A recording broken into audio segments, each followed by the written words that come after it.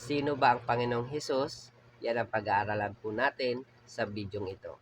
Tara, makinig po tayo. Nang pasimula, naroon na ang tinatawag na salita. Ang salita ay kasama ng Diyos at ang salita ay Diyos. Nagkatawang tao ang salita at namuhay na kasama natin.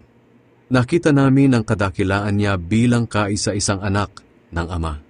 Puspos siya ng biyaya at pawang katotohanan ng mga sinasabi niya. Alam kong maraming tawang hindi maniniwala sa video pong ito. Ngunit ang Biblia na rin mismo nagsasabi na ang Panginoong Hesus ay Diyos. At ang Biblia na rin mismo nagsasabi na bago likain ang sanlibutan, ang Panginoong Hesus ay kasama na ng Diyos. At ang mga disipulo na rin na nagpapatotoo na ang Diyos ay nagkatawang tao. At yun ay ang Panginoong Hesus. Kaya maniwala po tayo sa Kanya dahil Siya ay napunta dito sa lupa upang iligtas tayo, ang mga taong naniniwala sa Kanya at naniniwala na Siya lang ang tanging daan papunta sa langit.